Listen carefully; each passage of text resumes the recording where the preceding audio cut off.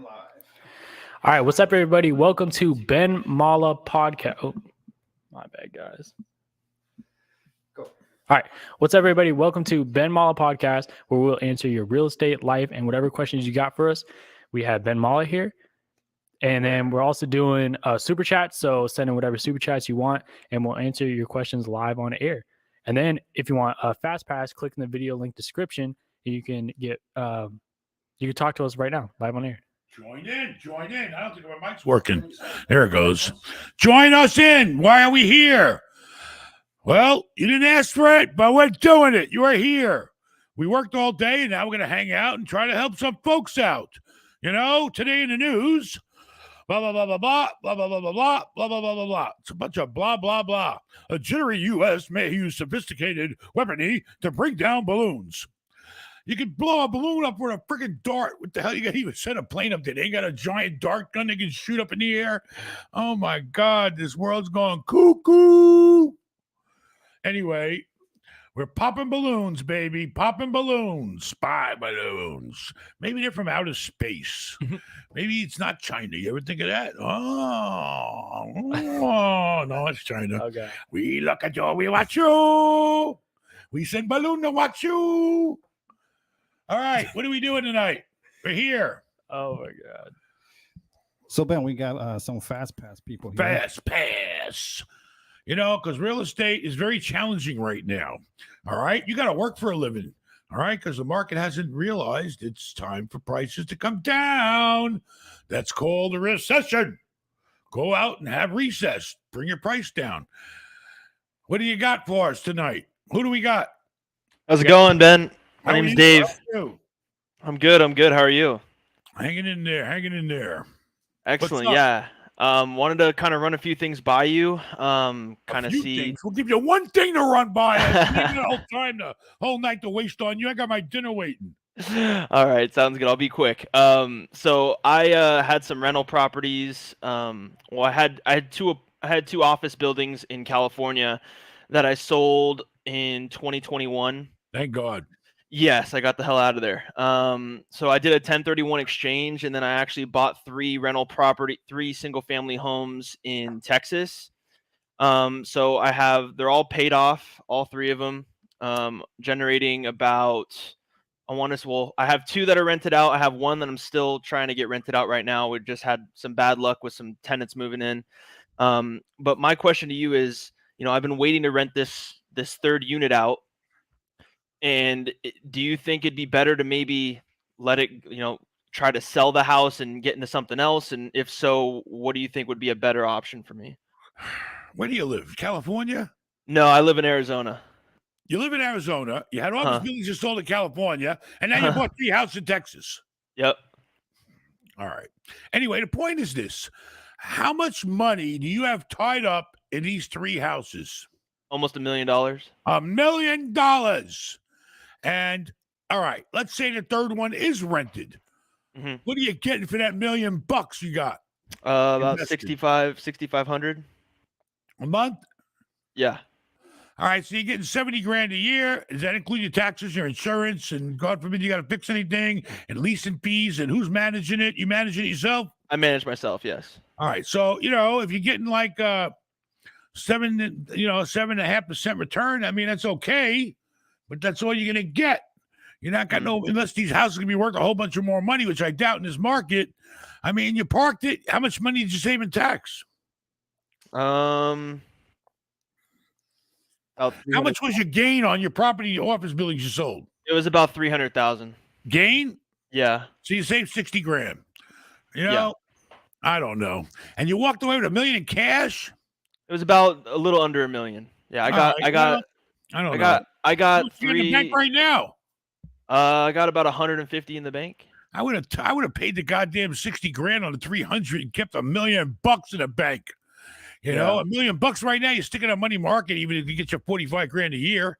Well, until you find what you wanted. But I mean, you save the tax. Now you're stuck in the houses, and there you go. I mean, you're not going to be able to, what are you going to do now? You ain't got no big money in the bank. You're going to have to borrow against these houses to raise money to do another deal. What are you going to do? So, I mean, I mainly did this for my mom because I'm trying to retire her. So this is She's money that's happy going with income from the houses and having the money tied up there, right? Well, let me put it in perspective. It was Yeah, please the put it in perspective. so it was about $1 million. It was 2 office buildings, and they were generating me about 38 to 4,000 a month in income. So you jumped up now to double that almost. Almost All right, doubled, you yeah. take care of your mother. Very good. Now she's got Yeah. some income. It's great. Definitely. And then All right. one more quick thing, I'll let you go. When I you know get that house rented is a question. She ain't getting that big money she should right now. So we have 2 of them rented out. For the past 3 months. This other one, we've just had a lot of people with really bad credit scores coming through, and Is it in a rough area? yeah, it's not in the. It's in a rough. Go Section 8. Yeah. Go Section 8 because even if they got bad credit or whatever, who cares? As long as you check them out, make sure they're good people, a nice working class family needs a little subsidization in their life. Is that a word? I just made that word up, subsidization. That's what I did, because you get your money deposited in her account every month from the housing authority. And with a house, because of the utility costs, the tenant probably won't pay you nothing because, they got to allow for the utilities and stuff on their income. So, I would definitely list it on Section 8 and look for a really good tenant. How many bedroom house is it? It's 4 beds. 4 beds. Holy mackerel. That could be in some good money. But at least see what the market is. There's a website to go to. It used to be called Go Section 8. Check a look at housing authority in that area and see what the FMRs are. You know what FMRs are? I don't. Fair market rate. They okay. establish a rate for every single area, and they'll tell you what you can get for that house. At least look it up online. What county is it in? Texas? Where? What county? Abilene. Who? Abilene, Texas. Abilene. Is that the county or is that the city? That's the city. So all right, well, look at the city, look at the county, and at least see what your options are. It might be a good way for you to have a nice long-term tenant, and just, try to stick to working class families that just don't make a lot of money and they need help from the housing authority. Gotcha. Cool. Thank you so much. All right. What else you got? That's it? I got a bunch of stuff, but I don't want to waste all your time. Spit it out. This ain't no consultant bid. So I'm purchasing a house out here in Arizona, but I'm not closing till May. Now rates just jumped up today. What are you gonna do with the house? Live in it? Yeah, live in it. Yeah. How old are you? 20? Older 20s, like 29 almost. So you need the house?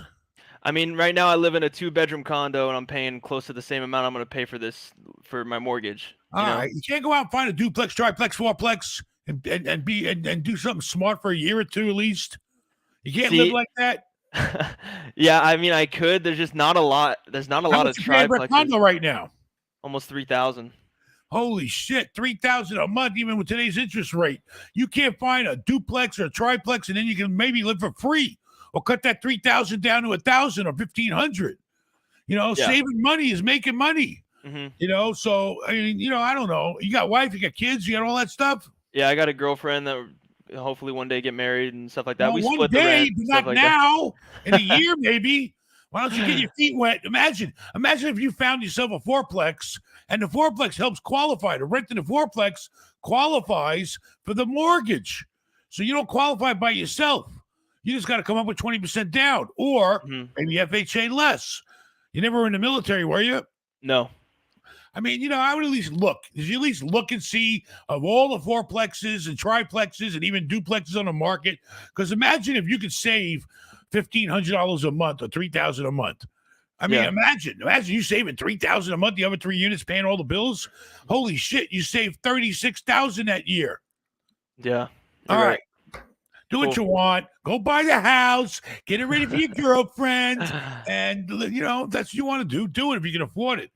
But I appreciate at your age, do what you got to do. What else? Come on, we ain't got all night to play with you. All right, we got a super chat. So thank you, Titan Nick, for the first super chat of the night. Looking good, big fella. Not so big anymore. Not so big. That's because I had a lot of gum work done. My wife ain't feeding me. I'm stressing because I'm paying out all this extra goddamn money to the bank every month because I was too stupid to fix my rate a year ago. It's a lot of reasons why I'm losing weight, but it ain't good reasons. All right, shout out JJW for the second super chat of the night. We appreciate it. Shout out to all the growth investors out there. All the growth investors, shout out. Growth. Always want to grow. as long as you know, there's some things you don't want to grow, like a fungus or something ugly. I'm just kidding. Go ahead. What do you got? All right. Shout out Michat Wasala. Thank you for the super chat. Hi, Ben. Greetings from Poland. Poland. When will you guys They organize? got internet in Poland. When will you? They got YouTube in Poland. Yes, sir. They got PoTube. We go on PoTube. He said, when will you guys organize the next life facility? Oh, we're going to organize the next life sale. Well, right now is the season. The hotels are full.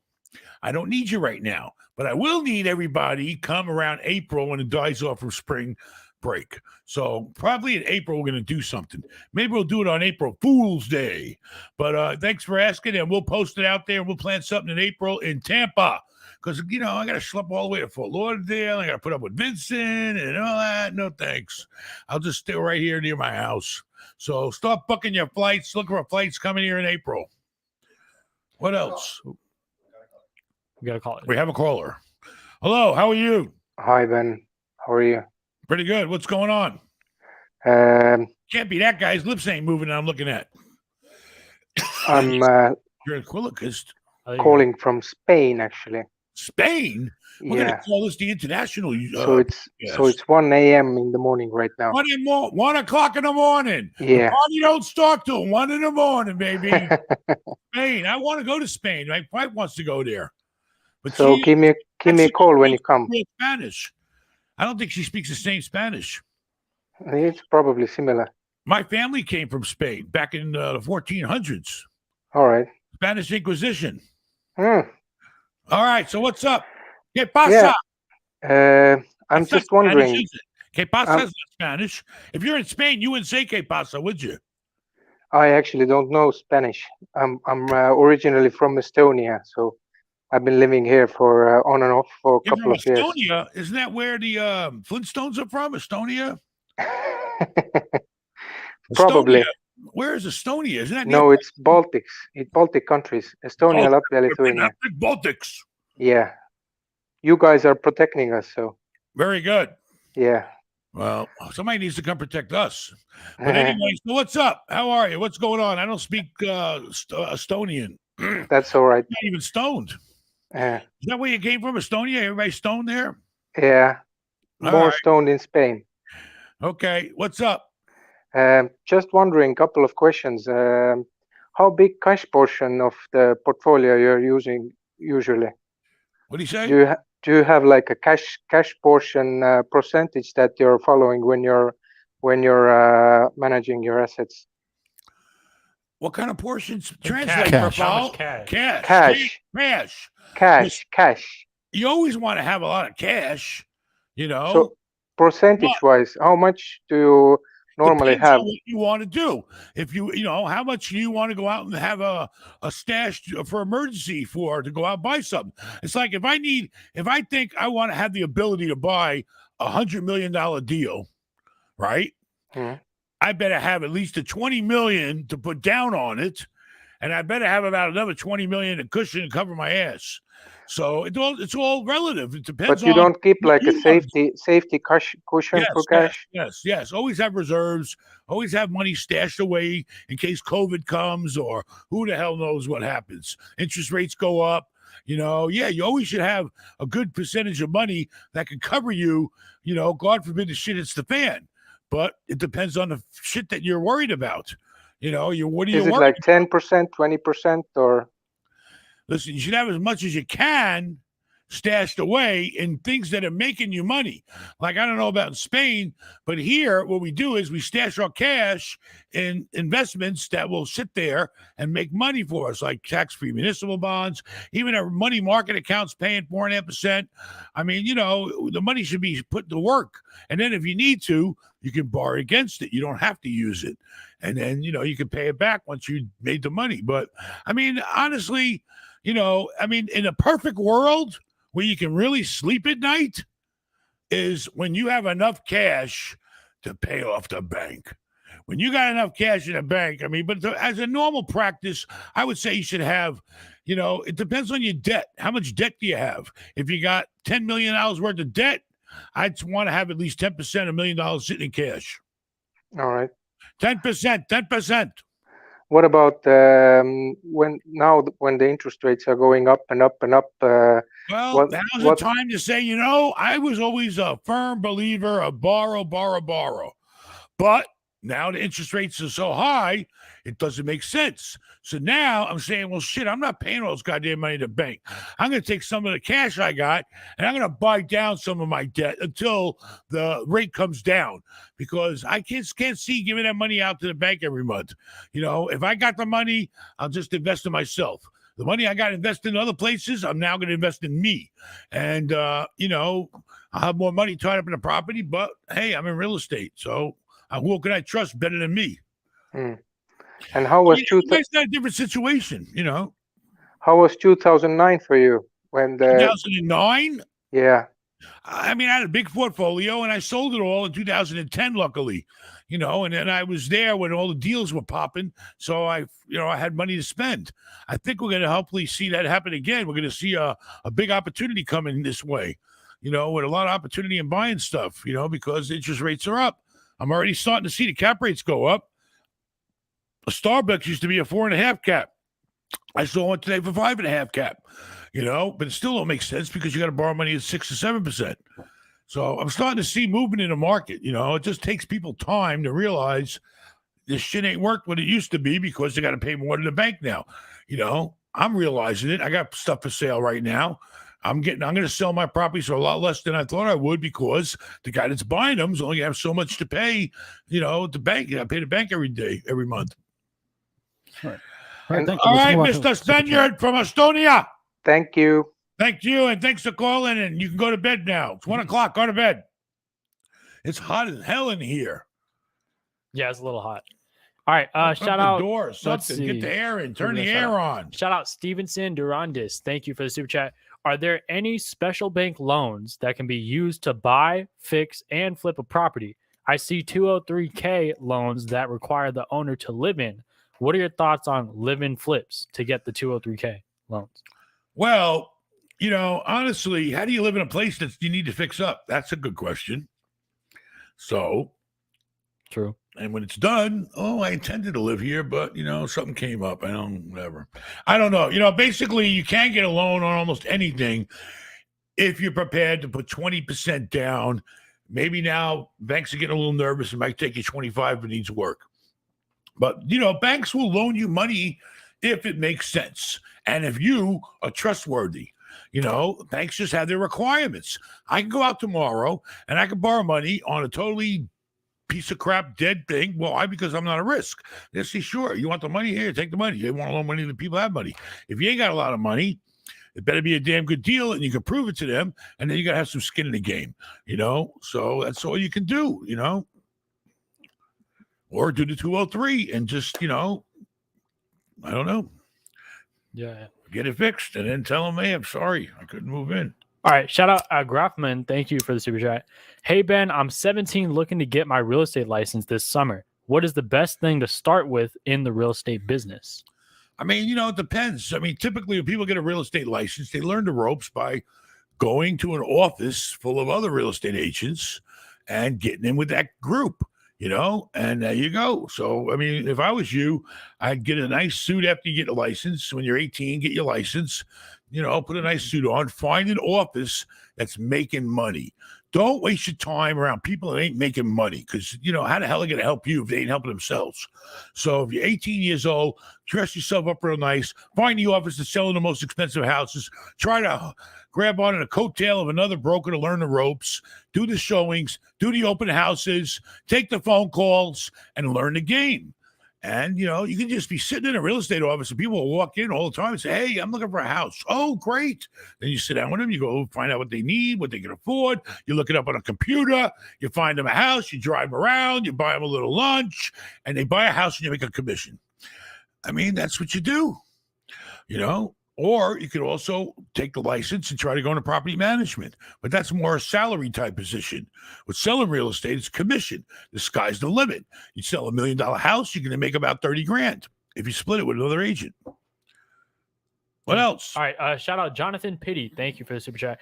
Ben, I've been following you for years. Took a 27 unit deal over the last year from 2.3 million to an appraised value of $4 million by Congratulations. Very good. by raising rents and cleaning up the place. I have to plan on my next move. I'll be scheduling a consult. Go to benmallah.com, consult with Ben. I mean, that's great. You see, real estate is not brain science. And, most anybody can do it if you're serious about it. You buy it, you fix it, you made the rents higher, you lowered the expenses, you cleaned it up. Now it's worth more money. There you go. I've been doing it for, a long time, 37 years. What else, Aaron? Anything else? Yeah, we got a caller. We have a caller. How's it going? Pretty good. How are you? Very good. So thanks to your videos, I bought my first rental about a year and a half ago. It's a townhome. I paid $192 for it. I put about $10,000 into it with new floors, painting, and making it look nice. Now it's worth about $300. That's what they're selling in this community, and I'm cash flowing in about $1,000 a month. All right. So your choices is take $100,000 and run, or keep getting $12,000 a year. That's the $1,000 a month after the association dues, taxes, everything in your pocket. Yes, $1,000 in my pocket. All right. Well, $1,000. It depends. Would you rather have the $100,000? Then you might be open to some taxes. Did you live in it? You didn't live in it. You rented it. No, I didn't live with it. No. You rented it. So I mean, it's up to you. What do you want to do? How much money you got in the bank? If you got nothing in the bank, it might be a good opportunity to put a big chunk of change in your bank. But can you afford to give up the $1,000 a month until you figure out what to do with that extra $100,000? But how much did you put? How much money do you have in the place of your own? I put 50 down as a down payment. That I had 50 about is in 50. 50, yeah, 50. All right. So if you sold it, you walk away with almost 150. Yeah, I have about 150 in it as equity. Well, what could you do with the 150? That's the question of the day. Yeah, Can you get into something else that's going to appreciate and grow? Yeah, that's a question. I would love to be in the commercial game, because I'm renting my commercial for my business. I'm renting something commercial. My wife is renting something commercial, and it's just a pain in the butt. It's very expensive. We're responsible for everything. How much is your rent every month for your business? 2,400. How many square feet? 2,400. 2,400. And your wife is paying how much? 1,200 for 100 square feet. 30, yeah, but they specified locations. I mean, I don't know what kind of business you're in. Could you go out and buy something where the money you're paying in rent would turn you into an owner? Can you find the right location for your business? Can you find a place for the right price? I don't know. There's a lot of empty spaces out there. I mean, I don't know what kind of, you want to tell us what kind of business you're in? Is it legal? Yeah, it's legal. I'm a car dealer. I have a warehouse with little office. Well, you need space for parked cars, right? Yeah. Well, then you got to find a car dealer that's retiring and going out of business, and see if you can buy it and buy the real estate from them. I see them out there, or find a place where it's zoned for you to open up that kind of space. But your wife can't work in the same place as you're working, right? No, unfortunately, no. She's an esthetician, so she's a completely different field. Esthetician? What is that? You put people to sleep? No, she's an esthetician. She does cosmetics. She does lashes and all beauty things. Oh, you can buy cars and get makeup done at the same damn time. It's great. You get all the women customers. Yeah. I mean, it's always nice to at least look and see also if you can borrow the money, to put down on a business. Yeah, I was looking. Maybe you can go. What's the business loans called? People have bought property from me utilizing my brain ain't working. I had a tough week, but there's when the government backs you up, a business type loan. SBA, Small Business Association. Yeah. You can look into that if you found the right location where you tell them, hey, I'm going to have a business here. And then they might give you a good loan. But, what are you going to do? I mean, right now, how much money you got in the bank? You don't want to tell us. About 20,000. My personal money. You're not going to be able to do much with 20,000. You ain't selling enough cars. You got to sell more cars. Yeah, you go to the auction and buying cars or what? You go to the auction and buy them? I go to auction, private owners, yeah. Okay, let me tell you, what a lot of people may not know out there, but I buy cars with rebuilt titles. You know why? Because they're cheaper. Because I don't plan on selling them. So what? The car was in an accident. You buy it, and then they fixed it properly. I inspected it. I made sure it was fixed properly. I don't care. I'm not gonna. I'm using a car to use. If the engine and training's good, I got a bunch. I bought about 6 cars for all the employees and all the shit we do. I buy a rebuild title in a minute. And then you can sell them for a little less than other people, they're worth. And I don't know. That's what I would do. But anyway, I got a Rolls Royce for sale right now. I just dropped the price to $499. Okay, it was $525. Yeah, it's on the range. I'll tell you what. Right now, you can buy it from me, but you ain't got it. You have to give me at least $450. I appreciate it. All right. Well, good luck to you, and sell more cars. I will. Thank you. Hey, Rafal needs a car. He wants to buy a Tesla. Can you help him? He can't. I got one. I got one. Let me know. How much for the used Tesla? Is the Model Y? No, it's the 3. The 3 for Rafal. Stick with a 3. What do you care? How much? 35. 35,000. The brand new one's only 40 now. A little more. They give you a 7,500 off and all this stuff. What was the big recall that happened with him? I heard on the news today. Oh, yeah, the self-driving. But a lot of people ain't got that self-driving stuff. They say the self-driving is causing a lot of accidents. So it's not really self-driving because they're telling you got to assist the self-driving. So it's not self-driving, it's assisted driving. Anyway, I was watching the news on that. But good luck to you. Sell some more cars. And I don't know. If you can put that money to use and it's going to help you in life, sell a condo. But you got to make sure that it makes sense when you give up that $1,200 a month or $1,000 a month. Yeah, that's true. All right. Take care. All right, what else we got? All right, shout out LCO. Thank you for the super chat. Real estate impacts on urban development. Real estate impacts on urban development. Stay tuned in for News at 11. What are you talking about? How real estate impacts on urban development? Yeah. Exactly. I mean, urban development. It's a city area. It's a busy area. I mean, if you can afford to do real estate in an urban area, it's great. If it's a tough urban area, it can make you a lot of money, but, you can make money anywhere. It doesn't matter. It's all about the deal. You got to find the deal. That's it. So it's all about, you'll find the money as the next step, finding a deal that makes sense that's going to make you money. That's what I do. I look at hundreds and hundreds of emails a day, and I'm looking for the one that can make me some money. There you go. All right. Shout out Joe V. Thank you for the super chat. V. Aaron, for day trading, do you trade bonds and do you trade from the news or do you follow a certain pattern each day? I mean, the only bonds that we really do are tax-free municipal bonds, but those are OTC, meaning like over the counter. So they're not really, it's not like a stock. It's different. But I mean, bonds, we usually just buy to stick bonds money in there and collect the yield. I mean, you just stick it in there, you forget about it. It's going to be worth what you pay when it's over. Yeah. And you get your tax-free income. And it's basically a safe place to put your money. Now for stocks. But they have corporate bonds too. That as well. But there are also some that are traded. But for stocks, this is what I do for me. 60% of my trade pretty much depends on the chart. That's it. That's literally my secret. And then 40% is the news. Now, the only reason why I weigh the chart than the news is because it happens. The news will say one thing and the stock goes a completely different way. So 60% the chart, 40% the news. That's what I stick by, and it's worked pretty well so far. So that's really it. And then shout out James O'Hara. Thank you for the super chat. I just sold shares of my business for $1 million. Ooh, shares of his business in the UK, and sharing, and want to get into my first property deal. Where do you think I should begin? You want to get your first property deal in the UK? In the UK. I don't know. I went to the UK. It was very expensive. And, I don't know how people make money in real estate in all these other countries. But, I mean, it's all about finding something that makes sense. Take that $1 million, number one, put it in a bank right now, get some interest on it, and find something that that you will be successful with. I mean, I have no clue what to do in the UK. I mean, I guess people have the same lives there. People have places to sleep. People have places to work. People have places for business. People have places for everything, everywhere in the world. You got to find the right deal. It's going to have some upside, but you have to get out there and look, and now's a good time to look because prices are coming down. People are going to get desperate.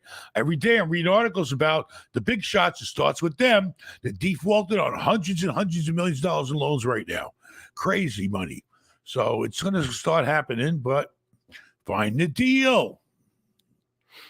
All right. Shout out Arturo. Thank you for the super chat. What's your view on landscape lighting as a value add? I heard that well-installed landscape lighting can increase property value by up to 30%. Landscaping to me, is more important than the lighting. Okay, the lighting shows it at night, and anything you can make an improvement to a property and make it look nicer, make it more desirable, is going to be an improvement for the property. It's that every property has its own need. If it's going to make that big of a difference to put landscape lighting in there, hell yeah, you put some landscape lighting in there. It's low voltage, and and you go for it. But improvements are always great to making your property, especially that's a value add. But I'm big on landscaping. I'll rock it, baby. Yeah. I'll rock it and plan it all day long. And then we do lighting, lighting's great, especially in commercial properties. You need for safety. I mean, yeah, correct me if I'm wrong, but curb appeal is one of the most important things when presenting a property. Because that's the first thing a buyer comes to look at it, a broker, anybody comes to look at it, is the curb appeal. The tenant, anybody. Appraiser. So curb appeal is very, very important in real estate. All right, what else? All right. Shout out JJ Gubb. Thank you for the super chat. Did you use grants to offset the cost of your EV chargers, or did you pay for these outright? I am looking into getting into the EV charger install business and exploring all avenues. All right. Well, number one, I know it differs. It depends on the location. In some locations, I think Little Ben actually spent the money and he's going to get an income from them. And in other locations, we let Tesla come in and they spend a shitload of money on our shopping centers, but I don't think we get much return, if any, on them. I think it depends where. You should contact Tesla and see what kind of deal they'll make you. There are companies out there that'll do it. I mean, you can try doing it yourself. But, it's definitely the way of the future, and it attracts more people to our property, so it's good for our tenants, which is good for us. So we're trying to do it everywhere we can. We're doing all the grocery shopping centers. We think we did it at John's Pass, inside the garage, and they're great. It's people need them. You got to have them. And if you can make money on them, even better. Do it. All right. Shout out Steven Shapiro. Thank you for the super chat. Hi, Ben. I have six single family homes, 5 rentals, and 1 primary in Arizona, ranging from $500K to $1.2 million each. It's 25% down on each. This year, I'm thinking of Midwest turnkey Section 8 houses for easy cash flow. Ooh, what are your thoughts? Easy cash flow. Yeah. I mean, listen, like I keep saying, if you got 6 single family homes and they're worth that kind of money, I mean, you're in pretty deep. Okay. I hope you're getting a good cash flow to carry that kind of debt with 25% down, and if you are, I'm very happy that you are. So, I mean, if you want to buy more, it's the same thing. It's all about the cash flow. If it's going to be easy cash flow, that's great. But, the hard cash flow is the ones that make you the big money down the road. But, go wherever you want to go and look for a deal and see if the numbers work. Simple as that. You've already done it with 6 houses already. You might want to start looking at some rental units, because, all the shit in one place, sometimes you go to the right place and there ain't much difference in the rent from a house to a 3-bedroom house and a 3-bedroom apartment. So you might want to start looking at some small rental properties, duplex, triplex, fourplex, things like that. Then you walk into income. All right. So go for it. Find the deal. And you'll have a meal. All right. Shout out Paul Wright. Thank you for the super chat. Ben, I own a few rental properties. All are paid off. Should I loan on them right now to bankroll new deals, or should I wait until it hits the fan and rates drop? I feel if I wait when times are right, but it may be too late. Well, that's why you got to line yourself up.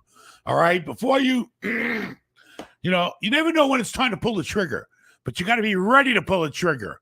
You got to have it ready to go. Bullets ready to go. Boom, boom, boom, and pay that damn deal. Buy that deal. Now's the time to sit and look for deals. Wait for the shit to hit the fan some more, but line yourself up. Preferably if you get a line of credit, it's best because you don't use the money, you don't pay for the money. If you start taking money out and you ain't got nowhere to put it, that could be ugly, because if you stick it in the bank, you're only going to get about 4.5% right now, and you're probably going to be paying 6 or 7. So you're still going to have to pay that spread.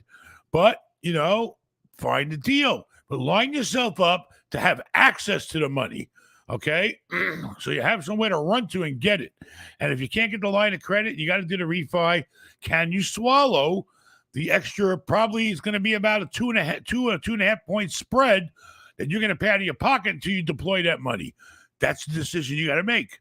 you know, and you got to do whatever you can do to get ahead, but it's all finding a deal that's going to make you more equity, more cash flow, something that's going to help you grow in life.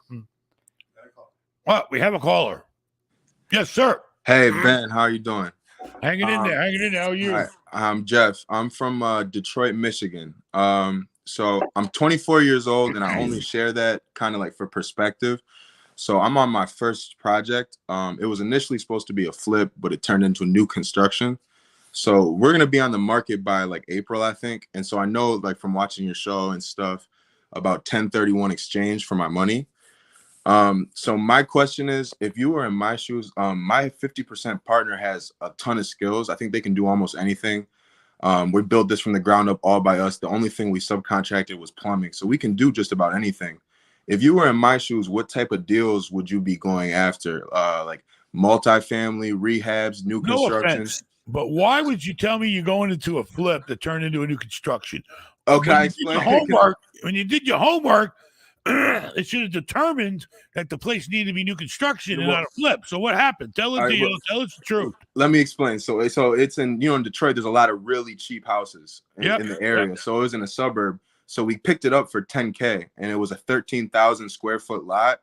And so, it was like only a 700 square foot house. So we could rehab it and make 30 grand, or we could tear it down and try to make 100, basically. Very good. Very good. Yeah. And when's it be done in April?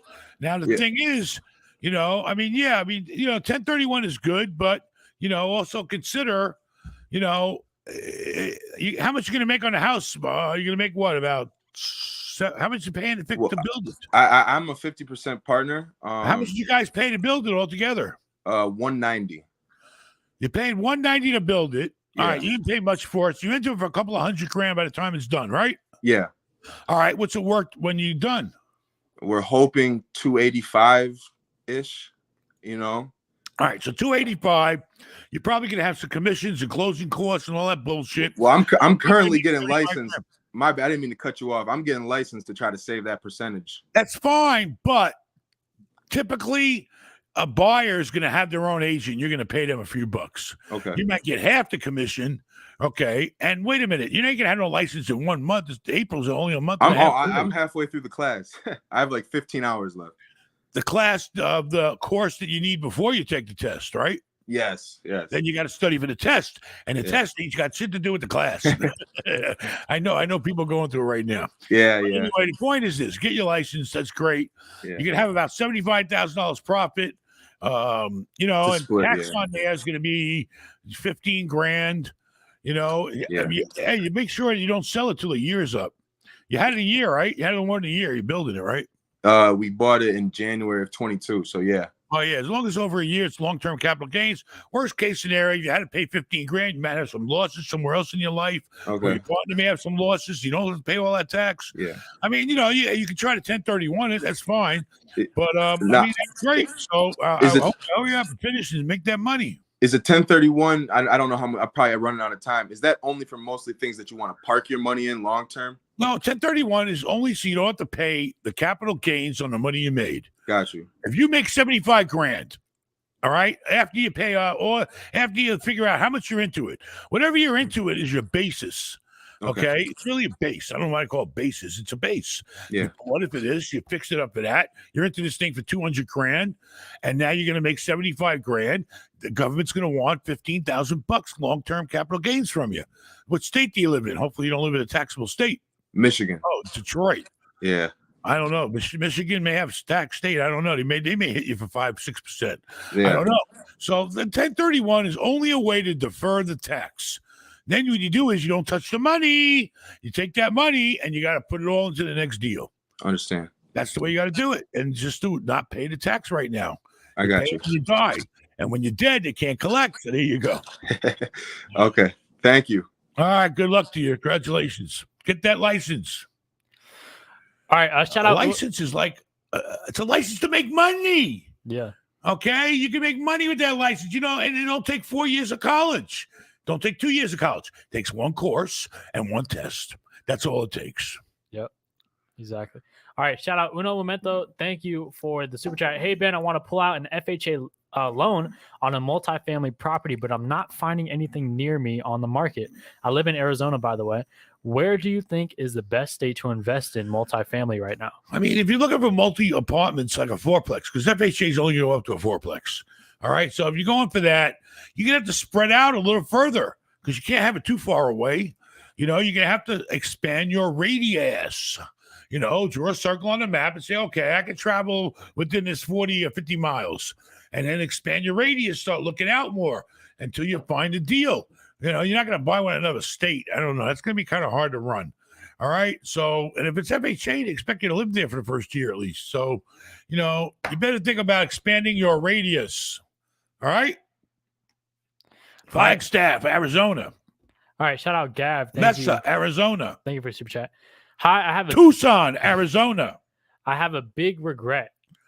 Uh-oh. I didn't buy Bitcoin on December 30th for 16 grand, and now it's worth 24 grand. And tomorrow can be back to 16. So what do you want for my life? What do you think about Bitcoin? Would you invest? Listen, yeah. You can say, okay, over the history we've seen what people are acting like nuts, at 16 is a bargain.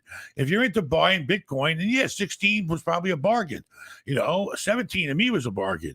But, everything's up and down. The point is, you could be up today and you could be down a month from now. It's a roller coaster ride, baby. So I don't know. I don't know. I don't do Bitcoin, and I don't even do the right stocks. So I'm really, I'm not doing shit. I'm doing real estate now. But, that's the way investing is, because you're not in control. In real estate, you're in control, baby. You're the one running the show. You control your profits. You start investing in Bitcoins and stocks and all that. It's just gambling, basically. There's no difference between buying stocks and buying Bitcoin. And all that is just gambling. You're placing a bet, and hopefully it's going to win. Exactly. Place your bets. All right. Shout out Best Clips. Thank you for the super chat. How hard are evictions in Florida when buying foreclosures? I know Vincent does them. Florida is a landlord-friendly state, okay? Because the laws pretty much here say, listen, either you pay the rent or you don't, or do you have rights to the place or you don't. If you ain't got rights or you ain't paid for the place, then you got no right to live there. This ain't California. Okay, so basically evictions are pretty easy here. We don't take them, we don't blow them all out of proportion with all this crap they do, and they drag me to the mud in California, in New York. They don't do it. Here it's real simple. Either you pay or no stay. And if it's a foreclosure and you lost the house, then you lost the right to live there. And, sometimes, it's better to make deals with people. You buy, listen, I'm sorry, you lost your house, but you got to go. I tied my money up in this. It's an investment in me. All right, what do you need to go? You need $500? You need a moving truck? What do you need? Come on. All right, you help them out. That's the simplest way of doing it. Otherwise, you serve with a notice that they have to leave, and you process it through the court, and eventually the sheriff will come out if they don't want to leave. And there you go. If they were foreclosed on, they got no case. They can't fight you in court. They got foreclosed on. They got nothing, that's all there is to it. All right.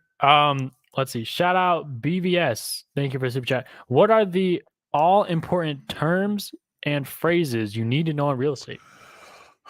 The most important, the top 5. Why don't you go take Real Estate 101, find out.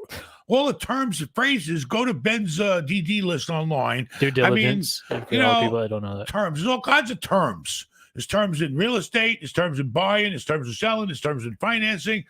Terms and phrases, take a course if you have to, or basic real estate principles 101 or something. But, basically it's just contracts. Read and understand the contracts. And then in every contract, the first part of the contract, you know what it is? Definitions. When they have terms in a contract, they typically have definitions that spell out what the terms and phrases are, and understand the terms. Terms are just, terms, what it means, what's going on, how long this, how long that. Read it, understand it, and if you can't, get a lawyer, and he'll explain it to you, or a good real estate agent. Exactly. The only way you learn is by doing it. You got to dig in and just do it, and make sure you surround yourself with people that can back you up. I got backed up by, I need brokers, I need lawyers, I need everybody, and it's hot as hell in here. Is the AC not working or what? Kind of cheap ass studio you got here in this mansion. Now the Polak left. What do you got, Aaron? All right, shout out Gerard. Thank you for the super chat. Did you eat yet? No, I'm waiting. She made chicken and rice. Chicken and rice. What else we got? All right, shout out Javille. Thank you again for the super chat. Ben, I want to start in commercial real estate around 450K, but I can only do hard money and bank statement loan. Where should I start to scale and do 1031 exchange? Listen, if you can only do a hard money loan or bank statement loan, you need to find a mortgage broker, okay? Because he knows who wants to loan that money. All right, he knows when you're borrowing money, you fit into these categories A, B, C, D. All right, and if you have to go hard money, you're probably around a D or maybe a C. Well, find a broker because he'll maybe have a pool of people that he can run to. He'll match you up with the right lender. He'll make a marriage. So look and see about getting a mortgage broker that can help you. You lay your cards on the table. This is who I am. This is what I got. This is what I want to do. What can you do to help me? That's what you do. And as far as 1031 exchange, you know what? You got to start by, doing one. You got to sell something to do a 1031 exchange. You got to have something that sells and then plan on buying something. Simple. It's logic, common sense. And if it makes sense, it makes money. We're doing T-shirts to say that. If it makes sense, it makes money. Yeah, coming soon. And then we're going to do it in other countries with all their denominations. We'll do it in different languages. That'd be cool. If it makes sense, it makes rubles. What do they got in Poland? Zloty. What? We got zloty. Zloty. If it makes sense, it makes zloty. Which means gold. It means gold. Gold is what you call your dollars? Polish. All right. What else? All right. Shout out Anthony. Thank you for the super chat. Ben, I am a young tax professional who works with clients like yourself, looking for advice. You're too young. What do you look for in a CPA, JD, etc.? Show me the money, baby. Show me that money, baby. I mean, I just hired a new CPA because my other one got too old. He retired. Basically, if you're a young tax professional, you should be looking at being a CPA, I would think. So, I look for in a CPA is I want a guy that knows his shit. I want to make sure he's on top of all the IRS rules. You know what happened? I'm going to tell you a true story, okay? And I was very kind of a little upset about it. Here in Florida, we had some hurricanes. So what did the IRS do? The IRS actually can be your friend sometimes. The IRS said, you know what? All these southern states and all this list of states had a hurricane. We know it's very difficult to meet the time frames of the 1031, so we're going to give you an extension. They gave us an extension for the first hurricane. I said, thank you. And then I thought my time was going to be up. The IRS put another notice out saying they're going to give an extension for another hurricane. I didn't even know we had another hurricane, but we did. So I didn't know, and I rushed into a deal not knowing I had more time. So I was kind of upset with my accountant that, you should have known this stuff. I'm into 1031s. You should know everything that's going on with 1031s. You should have some kind of notification from IRS. But a good CPA is somebody that that has experience doing what you need done with other people. Okay. You don't want to go to a CPA specializes in, doctors, and then you're really just in real estate. I mean, you want a CPA that knows his stuff and can really, know all the tax advantages and all the things that, you can take advantage of. All right. Shout out Alexander. Thank you for the super chat. 2 million cash, but bad credit. What do I do? Can't get approved for anything. No credit repair can help. Just been using hard money loan. Well, $2 million, it's hard to believe you can't make deals and get that credit cleaned up. I mean, sometimes you got to pay, baby. We got to spend some money to get on the right track. You can't carve out a couple of hundred grand, or you owe that much. I mean, I don't know. But, good credit is very important if you want to borrow money. Let's face it. Otherwise, it says you're doing what? No credit repair can help. Well, he's using hard money. Well, if you got to use hard money, you got to hurry up and keep using hard money till you make enough money to maybe get your credit straight. Or you're just going to be at a disadvantage using hard money all the time until you got your own money. The problem is, what did you do? And how much did it pay off that you can't borrow with good credit anymore? Did it pay off? Was it worth the bad credit? Maybe something happened outside your, abilities and you couldn't help it. I don't know. But, do what you got to do. You find the right deal. It doesn't matter what kind of money you use. As long as the numbers work, it makes sense. My first deals were hard money. Okay. If I had to pay 10% when I was in my 20s, I did it. I had to, and then I got better and better and I got my credit up. What else? We got a caller. We got a caller. We have a caller. Hey, Jimmy. Jimmy's not here. He's on the road. Yes. How you doing, Hello. Ben?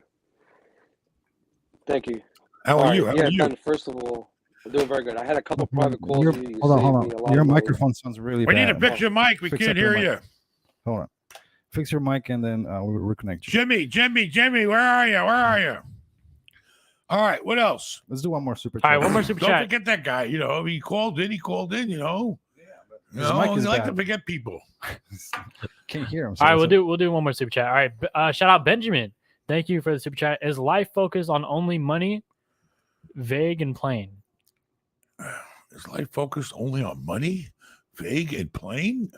Listen, the money is to make your life not vague and plain. So I don't know what you talk about. We're going to go out this weekend, even though I can't afford it. We're going to look at boats. We're not buy one, but we're going to look at them. I mean, the money makes your life easier. I mean, let's face it. And then you got to do something every day. You also do something to make money and make your life happy and make hopefully the people around you happy. It's what you do with the money. Happy wife, happy life. Yep. Oh wait, where are we going this weekend? The Miami Boat Show, right? Yeah, Miami Boat Show this weekend. Come on down. Everybody See us watch at the out. boat show. We'll be there Saturday and Sunday looking for a hot deal. So if you guys want to see us, we'll be there Saturday and Sunday. This Saturday, Sunday at the Miami Boat Show. Where do you know where it's at? It's in Miami. Look it up. Yeah, look it up. You're going to drive us there. I know. Anyway, so basically, all I can tell you is, you want nice things in life, it costs money. I'm sorry. That's the way the world works. So if you want nice shit in life, you want, a benefit to your family, you're going to make money and then life should be good. Enjoy your money. It should make you happy. If money don't make you happy, then you got to go see a psychiatrist. What else? We're gonna try the caller back in. Hey, Jimmy, are you there? Jimmy, are you there? Jimmy. Yeah, Ben, can you hear me? Kind of, but go ahead. We'll give it a try. Talk loud. Scream. All right. No, All right, lower. I I asked you to called- scream and you go lower. Yeah. I called my bank today. I said I want to transfer the deed. I want to transfer the house into an LLC. But the bank told me I can't do it. So what do you recommend? Because everybody says make each house in its own LLC, but he told me not to do it. Typically, you do it when you buy it. I mean, the thing is this: is it going to be a single member LLC with just you on it? No, it's me. The mortgage is in me and my wife, so it'd be the two of us. Well, if she's on the hook for the loan and she's going to be in the LLC, then I don't see why the bank would have a problem with it. But you personally signed for the loan, right? Yeah, me and my wife signed. Yes. Well, it's about relationships. I don't know why they would give you a hard time. It's really LLC gives you asset protection. All right. In the bank, they don't need the LLC is not going to stop them from coming after you if you don't pay them. So they got nothing to lose. Every property I own, every property I finance is in a single member, separate LLC, or with me and maybe my son or something like that. But the point is, I don't know why they wouldn't. Maybe they're not used to doing a lot of loans like that. Maybe I don't know what kind of. Is it a big bank? No, it's a small bank. They got like 4 locations in my area. He told me now at closings, he said I could do it now. If I get another house at the closing, I could put it in an Normally, LLC. always do them when you buy them. You don't really convert them over, but you can. But be careful. Yeah. I'm not sure. You may have to pay to do the transfer to the county. It might be what they call here in Florida. I think it requires you paying dock stamps. So, you may have some cost involved too by doing that. Yeah. But I mean, you probably want to maybe spend a few bucks and you could threaten the bank and say, listen, if you don't let me convert it to an LLC, which I'm personally on the hook for, and it's only me and my wife that are gonna be in the LLC, we're not gonna add nobody else in, you're gonna either let me convert it or I might think about paying the loan off. I don't know. They may not want to lose the loan, but then again, you probably get a really good rate, don't you? Yeah, I got a good rate. I got like 4%. And then it's going to cost me about $3,000 between paying the state and then paying the lawyer to make the LLC. But would you spend the $3,000? Is it worth the lawyer call the bank and say, what's the problem here? Why can't my and why can't my client convert this to an LLC? It's going to be only him and his wife membership. It's only for your asset protection. The only reason why you do an LLC is so if somebody comes after you on another property, they can't touch that property. Unless you really think you're going to be sued. Now, it's a house. Yeah, it's a two-family house. I don't live there. You got insurance. You got insurance on it, right? Yeah, I got insurance. I have an umbrella on my name. You got liability insurance. If you got liability insurance, then you're covered.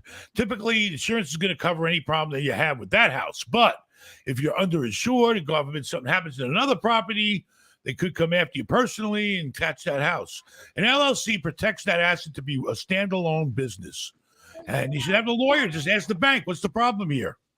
Okay, I got another question. I don't know if the bank may have a rule that you signed saying you can't change the type of ownership.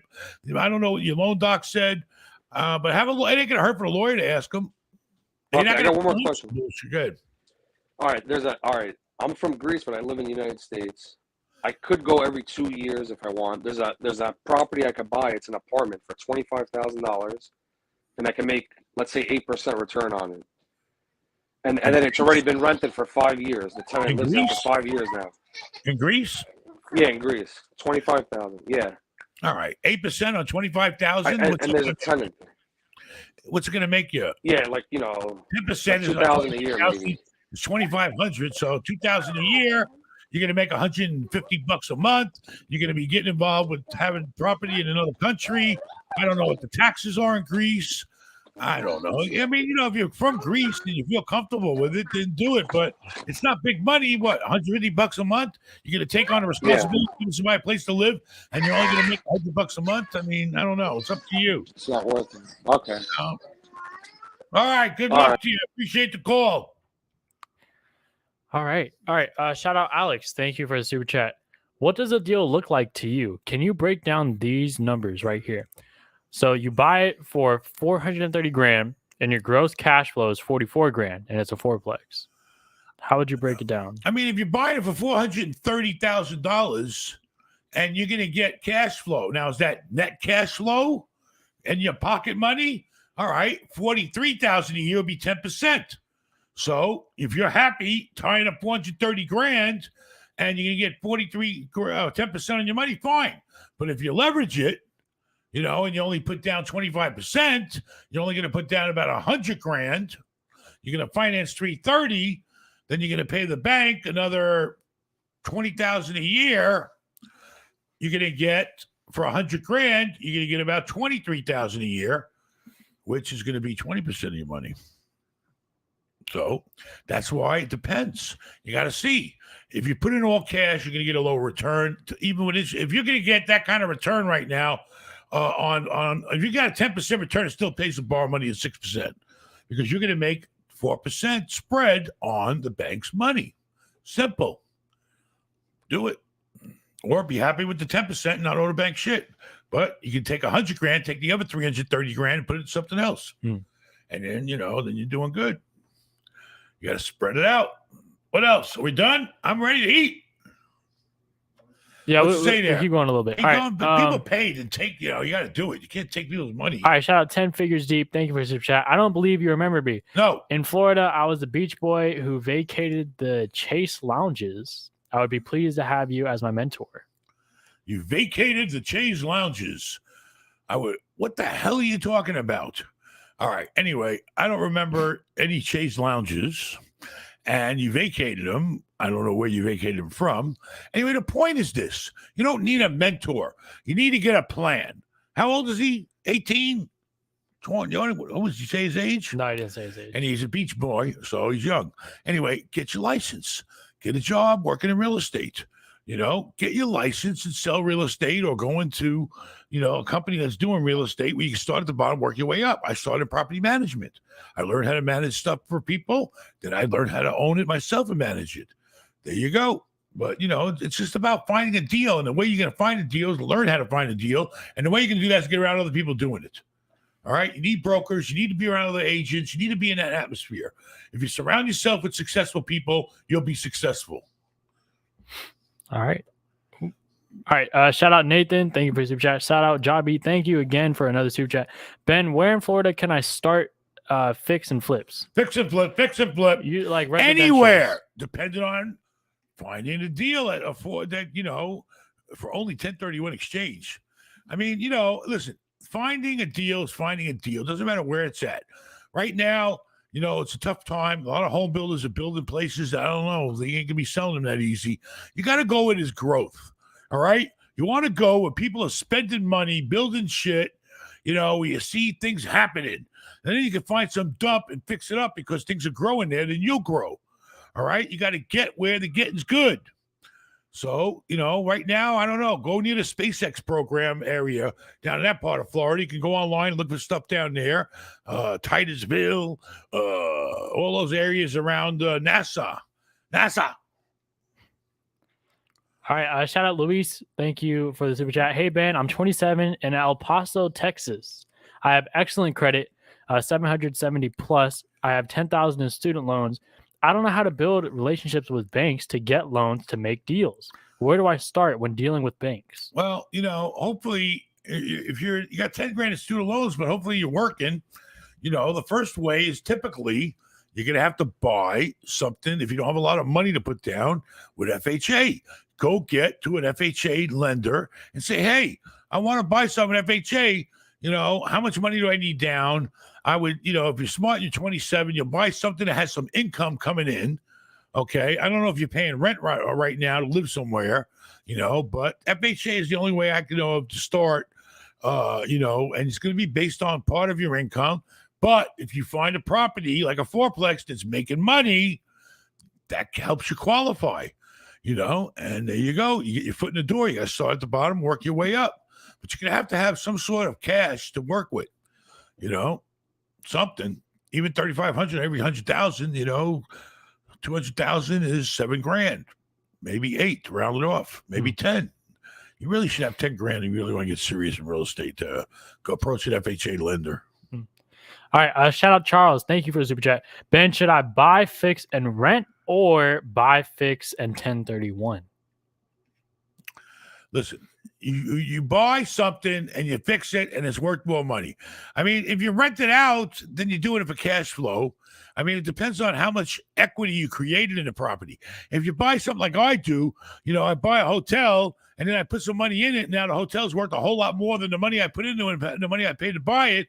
Then I go and I refinance my money and then I keep running it for the cash flow. Same thing with apartments. Same thing with anything.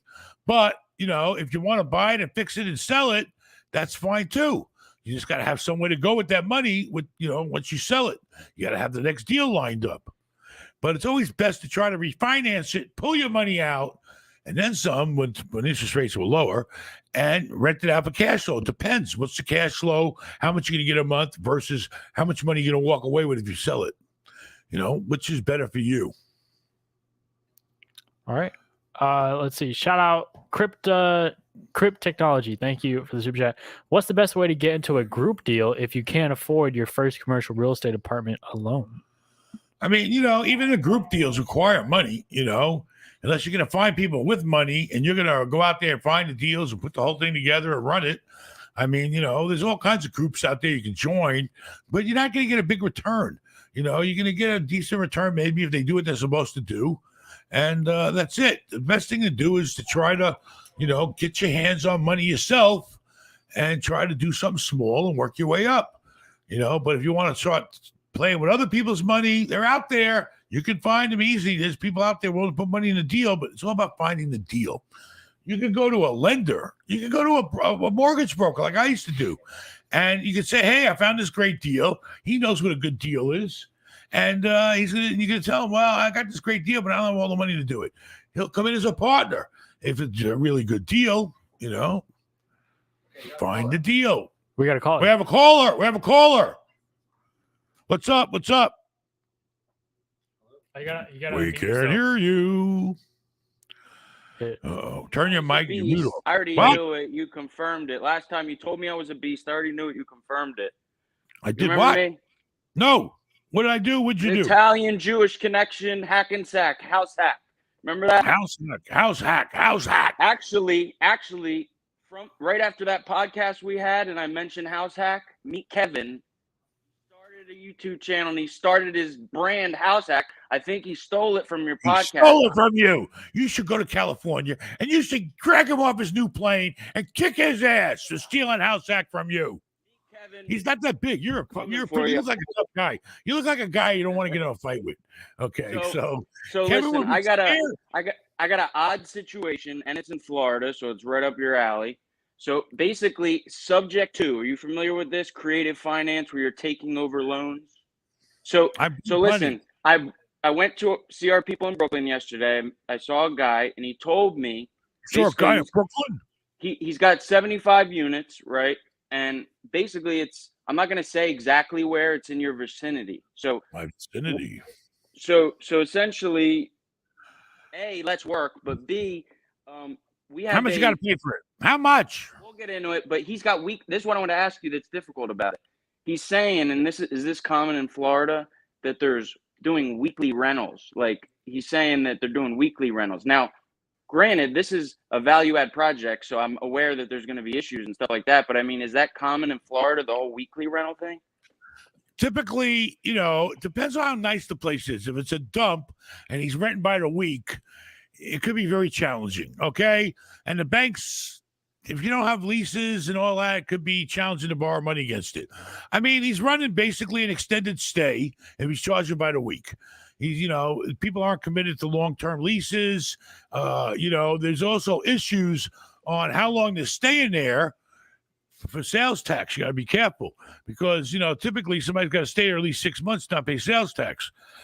If he's just collecting the money that way because he's afraid he can't trust them to wait once a month, you got to be careful. It depends. There's big money in it, but it depends on the property, depends on the tenants. He's letting me assume the loan. So basically, if you could catch my drift, I'm basically not gonna have to put a lot of money down and essentially take the deed and basically make his payments. But the thing is, I'm waiting on the final part of the T12. All the details I got so far is enough for me to fly down there. So I'm actually coming down there in 2 weeks. I'll reach out another way. Go to bennow.com and send me an email if you want. Listen, I like to help people. All right. I'm not looking to steal no deals to nobody. Listen, but if you remember last time, I'll look it up and I'll say, well, So remember last time you're like, or maybe I'll write you a check for 8%. Louis, remember, don't see Louis for 8%. So I was like, you know what? We got to get smart. And we're talking to sellers in a way where it's like, we're positioning it so we don't put any money down, but then we're making it so that they're the bank, right? They're the mortgage holder. But have you been aware? Bank to pay. You take over this guy's loan. No. I'm talking about in other situations. And then in that process, it made me aware of this. So then it's like, holy crap! Like, this is something that's like life changing for me. But this is your vicinity. You make the payments. You run the place. He's gone, and he's off the hook. But why is he doing that? If the place is cash flowing, and why is he walking away? You're not giving him no money? So I'm not going to throw too much info, but basically in a northern Jersey city, he's got a development going. And essentially, I saw this opportunity. All right, well, get a hold of me on a private level, and we can talk about it. I'm not going to screw you over. I believe me. I'm not looking for weekly rentals, okay? Yeah. Now, listen, that's why I'm thinking convert it to monthly. You double, maybe triple rents, add about, I don't know, X amount to the structure. And then you're looking at a refi that's like $5 million. So we can talk about this. Depends on the property. Can the place be fixed up? Can you make those tenants pay you monthly? Is it a normal property? There's a lot of ifs involved. You got to find out all the facts and determine what you can do to make it worth more money. Maybe you're right. I don't know. Let's find out. Yeah, so that's what I wanted to explore with you. So basically, good looks. Thank you. And I'm coming after me, Kevin. And also, wait, Ben, one last thing. So I run a staffing agency. We hire employees for $5 an hour for for real estate investors. People locally are hiring $25 an hour for an employee. Think about that, what that can do at scale for everyone's business. Go to virtualconnectionhub.com. Ben, we're going to be in conversation real soon. Thanks, brother. Very good. Virtualconnection.com. I'll check it out.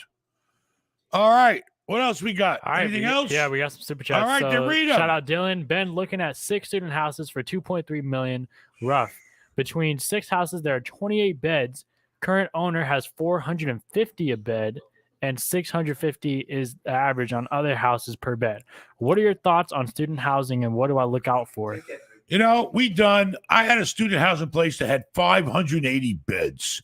It was 144 or something, 4-bedroom, 4-bath apartments. It's a very good business. If you can raise the rent from 450 a bed to 650 a bed, then yes, you got 200 upside times 28 beds. But I think you're paying a lot of dough. Let's see, 6 student houses with 28 beds.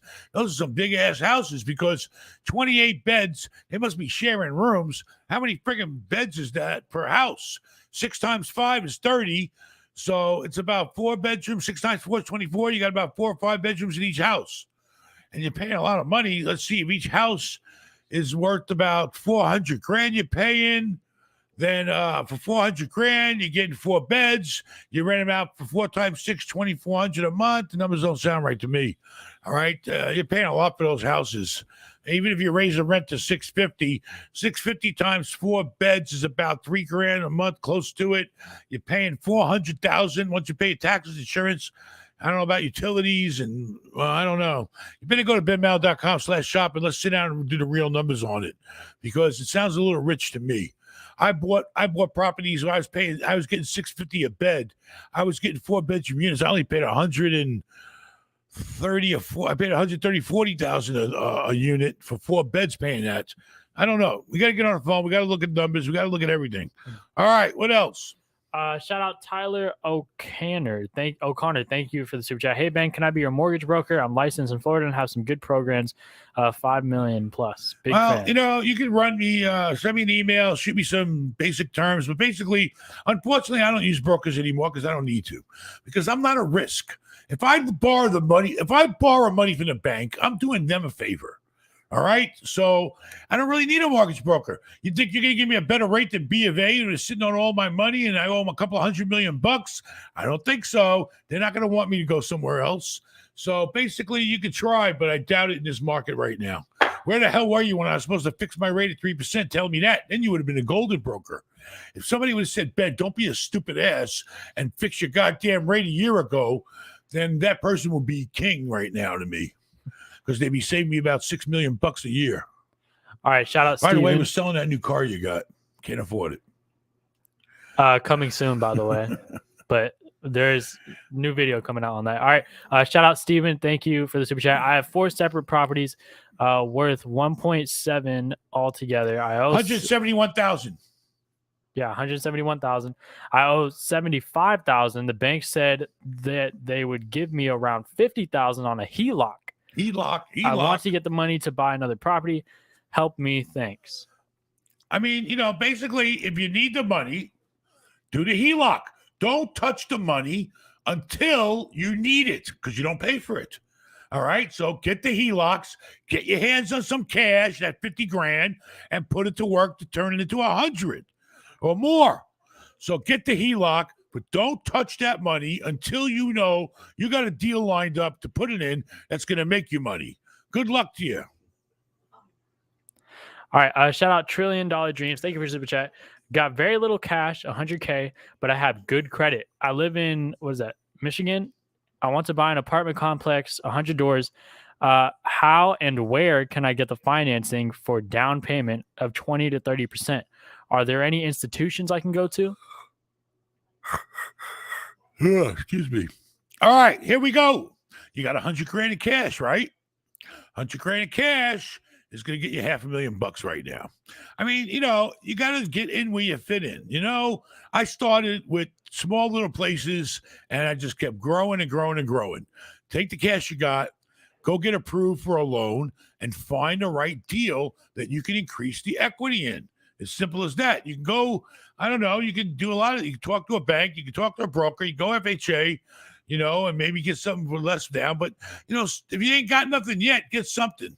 Get a 4-plex, get a 5-plex, anything, wherever the deal is at, you know, and just find where the numbers make sense, where the bank's going to want to give you a loan and where you can raise some rents and you can fix the place up and you can make more money and the place is worth more money and then you're worth more money. It's simple. But, you know, don't think outside of, you know, what your abilities are. If you got 100 grand to play with, then you're pretty much, you know, at $500,000 property. And then $1 Trillion Dreams, he also asked, can I use subject to acquire commercial property? Listen, you could do subject to anything you want, providing the seller is willing to let you take over his note. And a lot of times he may not be allowed to, so you kind of walk on a thin line there. You got to be careful. A lot of these finance agreements say, no, nobody else can take this thing over. But typically, he's going to be personally on the hook if you screw up. So, any deal can be done if somebody's willing to say, listen, just buy the place, give me a few bucks, take over my mortgage, and it's your problem now. I mean, I've done it plenty of times. You can do it on any kind of property there is, subject to the loan. All right. Shout out Stevenson. Thank you for the super chat. If buying a 2-family investment house, do bank underwriters factor annual cap rates in their decision to approve a loan? Listen, if a real estate property has income, all right, then it's part of the real estate and it has a value.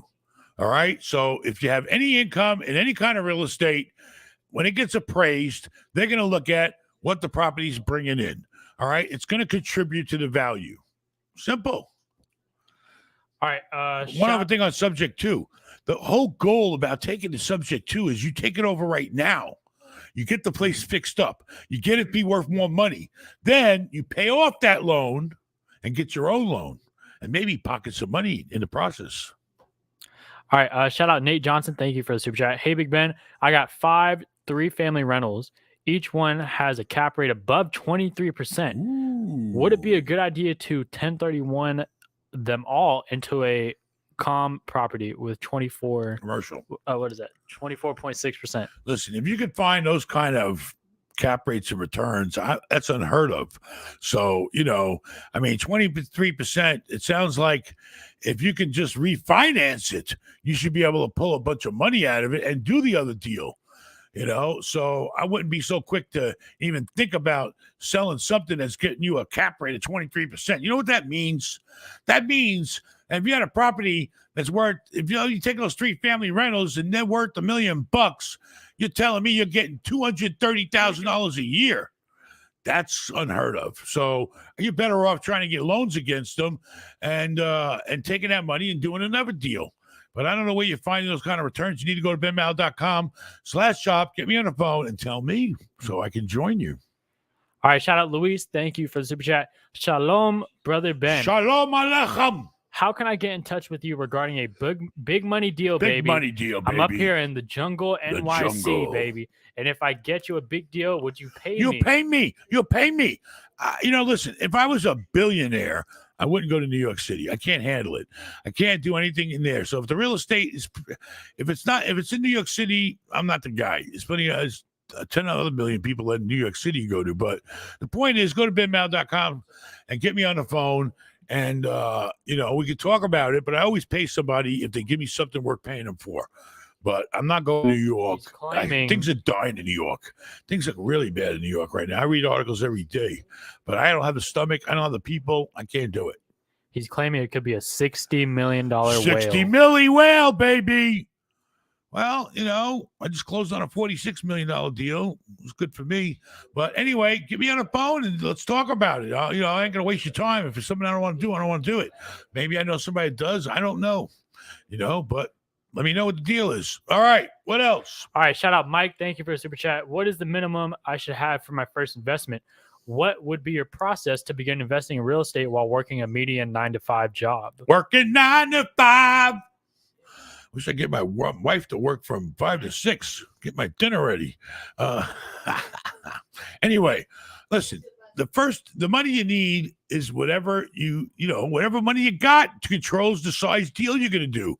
If you're only going to be buying something for $100,000, and you're going to need $20,000 down, or FHA, maybe you'll get it for a lot less, but you got to find a deal. You got to line up your money and you got to put all the pieces of the puzzle together. That's the way it works. Minimum, every $100,000, you're going to need $20,000. All right. Every $100,000 you go FHA, you might get away with $5,000. I mean, it depends what size deal you want to do. The smaller the money you got to work with, the smaller the deal you're going to do. What else? All right, shout out Nathan. Thank you for your super chat. Hi, Ben. I've been in the hospital for the past 10 months from Australia. Now paraplegic. Your motivation and inspiring helped me change my way of thinking and helped a lot. Thank you. You know, I'm happy to hear that, and I hope you get out of hospital, and you know, I hope things go well for you. So, you know, I mean, you know, it's tough when you have a handicap, but, you know, there's plenty of people in there. Listen, I work with guys that were blind. I don't know how this guy, he had all these apartments in California, and he was blind, but he did it, you know, I mean, you know, so I hope you can do something, and I hope you get ahead, and I hope everything works out for you. All right. Shout out Prize. Thank you for the super chat. Hey, Ben, I have a big condo renovation in Broward area. I'm from the Bronx. The Bronx. Need so BX. I don't know if BX is the Bronx, but go ahead. Need somewhere to stay to watch the contractors, conmen, aka. Any long-term hotel rooms available? Yes. Thanks for all your knowledge. I mean, right now is the season, you know, so we got the Sheridan Suites on Cypress Creek right in the middle of Fort Lauderdale, right off 95 and right in the center of Broward County.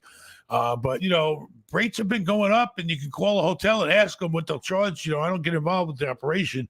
The only thing I got Broward is Sheridan Suites in Cypress Creek. You get on the phone with them and you say, hey, Ben sent me. How much can you give me a place for by the month? You know, if you want by the month, by the week, I don't know. But right now, the rates are online, you know, by the day. But you get 2 rooms for the price of 1, baby. At the Sheridan Suites, Cypress Creek, you get a full living room with a pull-out couch, big screen TV, a nice little wet bar with a microwave, a refrigerator. We'll even throw in a toaster, baby. Or you can buy the breakfast in the lobby. And you got a big bedroom. You know, it's great. It's a 1-bedroom apartment. And the brand new showers and bathrooms in there that Vincent built, and it's great. So go to Sheridan Suites and see what kind of deal you cut. All right, shout out Anthony. Thank you for the super chat. I'm a real estate agent in Illinois. Invest on industrial here. We have the hardest working middle class in the country, and just industrial is booming here. Booming, baby, booming. All right, well, that's good. So, I mean, thank you for telling us that. But, you know, Illinois is too far for me, but I hope you make a lot of money there. Invest in real industrial here. I mean, I don't know industrial. You know, I'm afraid if I get stuck with an empty industrial place, I won't know how to rent it because I never did it. You know, we're just learning retail now. Industrial is a whole nother sector of real estate. You got to know your sector, whether it's residential, whether it's multifamily, whether it's retail, whether it's commercial, industrial, office buildings. Thank God I never bought an office building. I almost bought the damn office building attached to my Holiday Inn in Tampa. Thank God I didn't do it. The poor guy's dying over there. His building's like 50% occupied. Everybody's reducing their space. They're letting people work at home so they save money. And I don't know, but offices are getting crushed. And I'm glad I didn't go into it. It's like industrial. I don't know. Right now, industrial is good, but, you know, what happens with returns? Yep. All right. Shout out Daniel Gray. Thank you for super chat. Ben, where should I park my money to get the 4% plus returns, but still be able to get it quickly if a deal comes along? I mean, every bank is paying up to 4.5. I think I even saw it a little more today on a money market account. Okay. Go to any bank and say, hey, what are you paying on a money market? Look it up online. You know, I mean, so if you need your money quickly, money market, it's free. You can use it anytime you want. And right now, with today's rates being up, the rates are up to 6.5%. That means the bank's got to pay you more money. So, you know, it's all relative, you know. All right. Shout out Mike. Thank you for the super chat. Is California worthwhile to invest in if I have a very low budget? Any states or areas you recommend to start in with a low budget? Poor states. I mean, you know, California's a very expensive place, but there are some maybe little pockets of poor places in California. I don't know, but I did my time in California. I did all right, but now I don't see numbers making sense there either. But, you know, you got to go to places where there's growth. You want to find where there's growth at. Where are they building a big factory? Where's I don't know, some company building something? Follow the home builders. So home builders spend millions of dollars on research to determine where they're going to build at. Go look up the home builders and see what their newest projects are that they're just building right now and trying to sell houses before they're built. And then you'll see where the growth is. But typically, if you're on a low budget, you got to go to the poorer states because they're low budget. Ohio, Pennsylvania. I mean, you know, go online and see what deals are like, you know. But, I mean, those are the cheapest states I see. Even Illinois, you know, you go to the hood of Detroit, you can buy a house with nothing if you got the balls and a gun. All right. Shout out JB. Thank you for the super chat. Also, shout out Kakaka, thank you for the super chat. Kaka. Ben, you've become very successful, and He's not some caca. He's caca. Ben, you've become very successful, and you still smoke Newports and eat White Castle frozen burgers. Has your appetite not changed to want luxury as well? I want everything. You know, listen, you eat what you want, you smoke what you want. Everybody is a human being to do whatever the hell they want. You know, if I hurt myself, well, probably, but, you know, I'm not hurt nobody else. He doesn't do it every day, guys. I do it whenever my wife's not looking. I eat White He Castles. does it once in a while. I hope and pray that she didn't make breakfast and she ran off to a tennis lesson so I can go in there and eat White Castles for breakfast. And you pop them in a goddamn microwave. You open the plastic, you pop it in the microwave. You do it for a minute and 20 seconds. Honey, and they're delicious. You squirt a little ketchup on it. And I got me a little 2-pack White Castle for breakfast. I'm happy. Wait a minute. Let me ask you a And then question. I smoke a Did you Newport do when I'm that done. right after I just make you that delicious breakfast this morning? I didn't eat nothing after that. I said, when you're not here Oh, and you okay, don't okay. make me breakfast, What did that's I make a good you for day. breakfast this morning? Today we had turkey and ground turkey and eggs and some with potatoes. It was very good, you know, but it was a little too healthy. Another thing we should mention is that there's a lot of people who out there who are creating fake accounts under your name. So please do not Bank follow. accounts or fake accounts? Everybody Fake right accounts. now, go. I don't do WhatsApp. That's a phony. What's up? Everybody You don't do go report real Ben Mallah _ Go report them on Instagram. I just found their Report them. fake account. You're being reported because you are a fake account. All right. Well, you know, there's a lot of fraud and fake out there. I'm sorry, but don't give nobody no money. Don't do nothing unless it's through benmallah.com. It's fake, okay? You know, Instagram is cool and all that stuff, but all the people that reply with my face, it's not me. I don't do WhatsApp. I don't get into all that stuff. They're trying to rope you into something. So just, you know, I might do a check, a thumbs up or something, but go to benmallah.com if you need to get Yeah, a we're hold trying of to us. get verified. Anyways, Verified. Let's see. Shout out You're not Colby. verified? Thank you for the super chat. Ben, do you know anything about wholesale real estate? Is it worth my time? I mean, you know, it depends. If you're going to go and find deals, you know, and convince people to let them you tie up their property, and you think you're tying it up for a price that's less than the market will pay, fine. You know, if you can make money, you make money. I've seen deals from wholesalers that were brought to me where the wholesaler's probably making 10, 20 grand on it, but I felt I could make 50 or 100. It's a good deal. Anything works if the numbers work. It's all about the numbers. Do the numbers make sense? Okay. I don't care if it's on the market, wholesale, auction. It doesn't matter. Does it make any sense? Does the numbers make sense? Can anybody make any money on it? So try it. If you don't like it, you don't like it. You know, I don't know where you find people when you wholesale, but they must have techniques that they use. You know, people die every day. People get sick. They got to sell their property. People, whatever. They want to retire or move away. Find a deal. All right. Shout out Life is Short. Thank you for the super chat. I have a seller financing deal for a 24 BD previous medical facility. How can I generate income? Transitional housing or travel nurses temporary housing? You know, when you say 24 bed, I don't know if you're talking about a nursing home. I mean, the point is this. If you can give somebody in a lot of areas where there's a demand, a place to lay their head safely, clean and comfortable, you could charge them for it. All right? I don't know if you got kitchens. What do they do to cook and eat?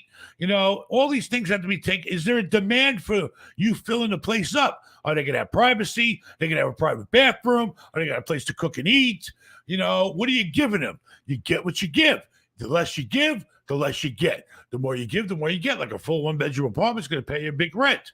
I don't know. It depends on where the property's at, what you're giving people, and if there's a demand for the people to stay in your type of housing.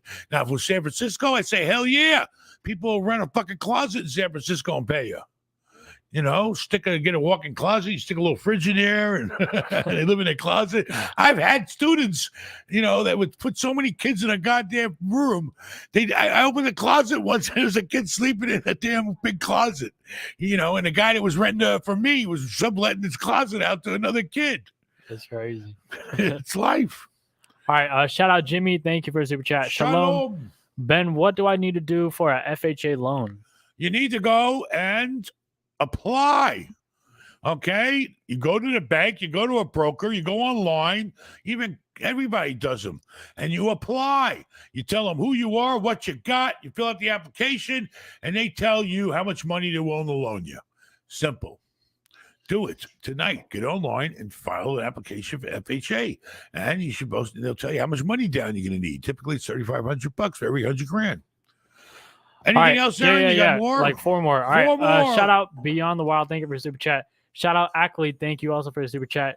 I want to build a single family home to rent out. Should I tell the bank I will live in it to save on the down payment, or not worth the risk? Listen, if you're building it, you can't live in it, right? While you're building it, nobody can. So I think as a construction loan, talk to the bank. Say, listen, I want to build a house. If you're building it for yourself, you're building it. I don't think it's going to matter because they're loaning you money to build it. It's a construction loan. What you do with it later, I don't think really matters. If they're going to give you a low down because it's going to be a personal residence, I don't know. Talk to the bank and see what they say. But you can intend to live in it.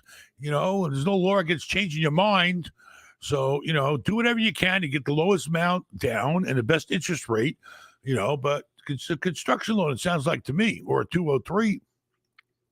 All right. 203, you got to live in it. So you got to live in it. Shout out Mike H. Thank you for the super chat.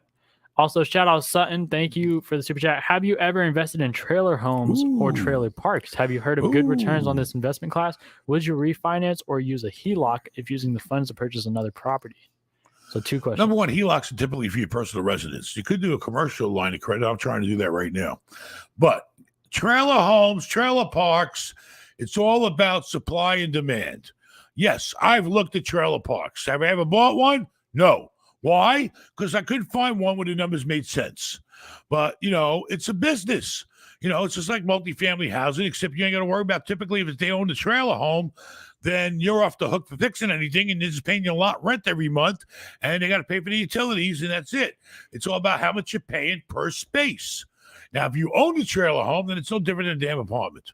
You're renting them out a trailer home or renting them out a house, and you're responsible if the shit breaks, and there you go. It's all about how much you're paying for it and how much money it's going to bring in. But yes, there are guys that have made tons of money in trailer homes. I was thinking about finding a piece of land and making my own. How hard can it be? You cut out a piece of square, you put some goddamn asphalt down, you stub up the electric, you maybe have to run the sewer lines so they can pump out, and there you go. You're done. All right, shout out Alex. Hey, Ben, do you own any real estate in Winter Park, Florida? I own 2 rentals here. I used to. Winter Park or Winter Garden? Winter Park. Winter Park, which one? I'm wondering. There's 2. I always get Winter Park mixed up with Winter Garden and Winter Haven. I think I was in the bottom. I was in Winter Haven. But Winter Park's near Fort Lauderdale. I won't shit all over there. Now, close by there. Also, can I be your realtor? MLO. Yeah, you can be my realtor. Send me a goddamn deal. It makes sense so I can make some money. Anybody can be my realtor. I don't care who you are. You don't even have to be a realtor to help me. You can go to benmal.com, ask Ben at benmal.com, send me something. Rafal will pass it on to me. If it looks good and makes sense, then I'll contact you and we'll do the deal. But it's got to be a real deal. It's got to be sizable. Don't send me a house, for $100,000. It's worth $100,000. I ain't got time for that. All right, shout out Good Day. Thank you for the super chat. Ben is the man. If he cannot do it, no one can. I think that used to be a saying. Ben is the man. If he can't do it, no one can. Well, I make a lot of mistakes too, and hopefully people can learn from my mistakes, and just keep trying to do what you can. And you'll be the man. What else? We done? I want to eat. Two more. Okay. All right, shout out Anthony. Thank you for the super chat. Hey, Ben, would you be open to working out a deal for me to set up some electric vehicle charging stations at your hotels? If so, best contact you. Listen, you can contact us at AskBen at benmal.com. Yeah, the email. Rafal will then push it off to Ben Jr. Yep. Ben Jr. will look at it, and then he'll deal with the property managers at the hotels. We already started doing it in a lot of our hotels. You might be late, but we're always open to hear about things that can improve our property and make us money. So shoot us an email at AskBen at benmal.com. Yeah, shout out to CRR Construction. Same thing goes for you. Just shoot us an email, and then we will get back to you. The next one you missed was about PIP conversions. I can go back. Go back. It was a good one. It's about PIP conversions. Ooh, All right. Wrong one. Let's see. Oh, Here we boy. go. CR, hey Ben, let's save you some money. We've been renovating hotels for over 20 years. We help investors save money on PIP lists and conversions. Very good. I'm always willing. We can give you bids on shit. Give me a bid on replacing. I want to change the entire lobby. All right. And these are big lobbies in Tampa and Fort Lauderdale. Okay. They're huge lobbies with 100-foot atrium ceilings. I want to change the floor. The floor's outdated. And then we can talk about the PIP that I still got to do. Well, I don't have a PIP in Tampa anymore. Happy took care of that. We're still working on a PIP in Fort Lauderdale, but Vincent did most of the hard work. Now we're just done the furniture and flooring. If you can help with the flooring, get a hold of us. And we'll definitely, we'll tell you what we want to do. You give us a price and show us who you are. But, it's all got to be Marriott approved, and all that stuff. Yep. And then Colby, thank you for super chat again. What sunglasses do you wear? I like them. I'm wearing, these are old. These are Louis Vuittons, baby. Louis Vuittons. They're really the most comfortable. I got all the other stuff, but, these are my favorite ones. They're most comfortable. All right. Anything else? We done for tonight?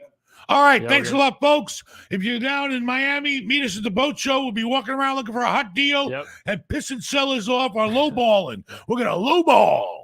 So good luck, good night, and adios, amigos.